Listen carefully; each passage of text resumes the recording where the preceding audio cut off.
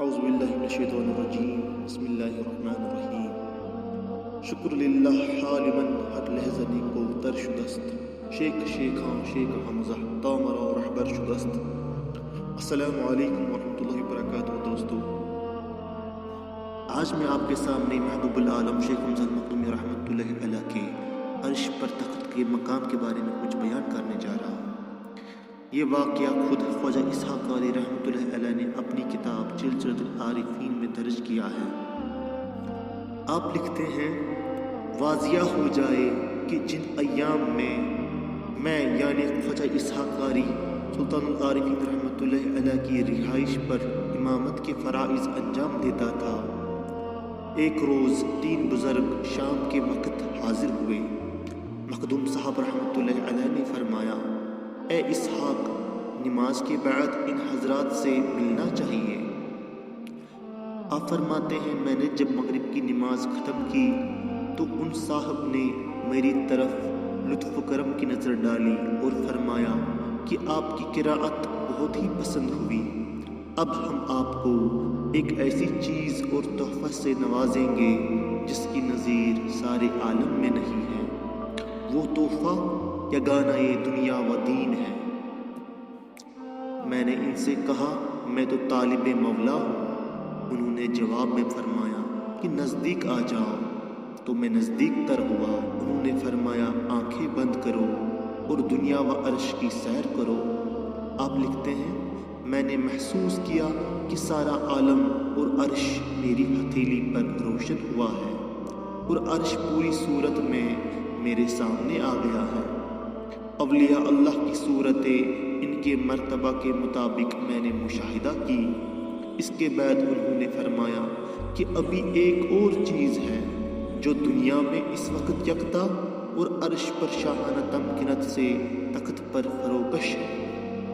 جب تک اولیاء اللہ ولایت کی تکمیل نہیں پاتے ہیں، اس عظیم تخت اور اس بادشاہ کا مشاہدہ نہیں کر سکتے ہیں۔ آپ لکھتے ہیں، مجھے عرش کے اوپر والے حصے پر لیا گیا اور اس کے بیچ میں نے دیکھا کہ ملائکہ اللہ کی تسبیح کرنے والے اقطاب، اغواث، عارفین، اولیاء اللہ صف بصف لاتعداد صورت میں موجود ہے۔ اور جب دور سے میری نظر اس تخت پر پڑی تو حیرانگی کی حد نہ رہی۔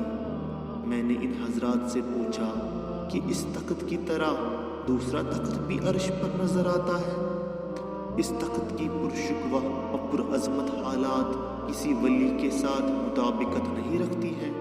یہ تخت عجیب و غریب و یکتا و فردہ صورت میں میری آنکھوں کے سامنے ظاہر ہوا۔ ان حضرات نے مجھے فرمایا کہ اس تخت کا بادشاہ دنیا میں بھی یگانہ اور عرش پر بھی ایسے رنگ میں یکتا ہے۔ اولیاء اللہ کو اس تخت کی پیروی کرنے میں 100,000 مرتبہ فخر ہے۔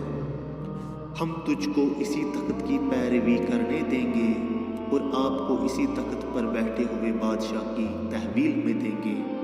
ایسا پرعظمت و منور تخت آپ نے نہ عالم دنیا میں دیکھا ہوگا اور نہ ہی عرش پر دیکھ سکو گے۔ اگر آپ اس تخت کے بادشاہ کی غلامی کرو گے تو وہ آپ کے لیے بہتر و افضل ہے، کیونکہ جو تخت عرش و فرش پر یکتا ہے وہ آپ کو حاصل ہوا ہے۔ خواجہ اسحاق علی رحمۃ اللہ علیہ لکھتے ہیں، میں نے 1000 جان سے یہ بات قبول کی اور کہا کہ اس تخت کا بادشاہ کون ہے؟ تو ان پر نور صاحبوں نے مجھ سے فرمایا کہ یہ مخدوم شیخ حمزہ رحمۃ اللہ علیہ کا تخت ہے، اسی تخت کی پیروی کر، پھر جو بات خدا سے مانگے گا آپ کو حاصل ہو جائے گی، کیونکہ ولایت کی بہت سی قسمیں ہیں۔ اگر ایک تم کو عطا کریں گے تو دوسرے اقسام سے محروم رہو گے، لیکن سلطان العارفین محبوب العالم شیخ حمزہ المخدومی رحمۃ اللہ علیہ کی خدمت میں رہنے سے ولایت کے تمام اقسام سے فیضیاب ہو جاؤ گے، کیونکہ آپ رحمۃ اللہ علیہ فیوز کے منبع اور وحدانیت کے ظہور ہیں۔ عام لوگوں کے لیے ان کا نام مبارک مخدوم صاحب ہے، لیکن حقیقتاً آپ نور حق ہے۔ خواجہ اسحاق علی رحمۃ اللہ علیہ لکھتے ہیں، یہ چند کلمے ان برگزیدہ ہستیوں کی زبان سے نکلے اور پھر آگے ان کا اس میں مبارک لکھتے ہیں۔ یہ حضرت خضر علیہ السلام، حضرت موسیٰ علیہ السلام اور حضرت عیسیٰ علیہ السلام تھے۔